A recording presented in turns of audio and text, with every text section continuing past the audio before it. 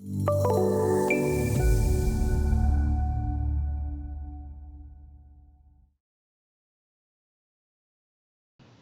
projects are going to have PDF plan sets that you're going to want to make available to people not only in the office but in the field on their iPads.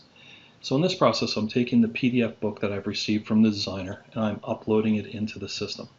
In the background, what this is doing is it's extracting each of those sheets out as individual PDFs for management, because we know that revisions will be coming and we need to be able to manage those.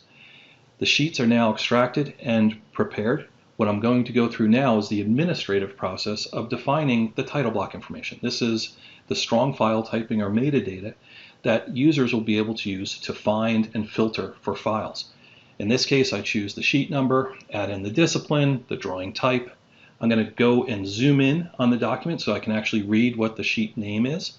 In this case, this is Ramp C1 Plan 1. I'm going to go ahead and enter that information into the document. Next, I'll add in the revisions.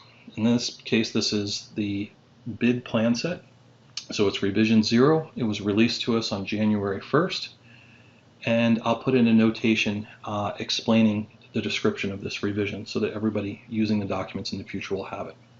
Once I'm ready to go, I can go ahead and save and publish that document. By doing this, that document is now available to people within the project to use it.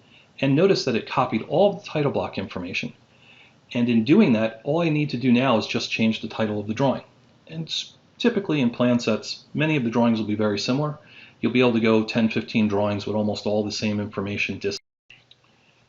Now that the PDFs are uploaded and we've filled out the title block information, the next thing we want to do is take those things that are plans that we want to be able to show on the map as a layer. We want to position those, scale them, rotation, and move them into position so that we can see these as layers on a map. So in this case right now, I'm preparing the document, I'm lining it up with the previous one, and I'm going to go ahead and publish that layer and then publish this document. In doing this, what this does is this creates a nice robust layer per discipline type. So in this case, this will be the roadway discipline. This is information now that's at the user's hands when they're creating forms or whether they're in the field walking around and looking for information. They'll have a new map layer in addition to the project boundary, all of the information relative to the documents that have been created. They now have the ability to see the PDF plan set projected onto the earth as well. This gives a very, very unique capability and allows you to really find data very quickly. In addition to that, as you're creating issues in the field, as you're discovering problems, you can not only place them relative to an aerial image or relative to a map, but you can also place them relative to this PDF imagery that we have in here. And notice that it is slider bars to turn the translucency up and down.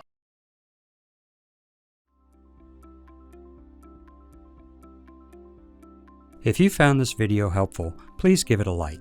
If you want to see more such series, consider subscribing to our channel. Thank you, and see you next time.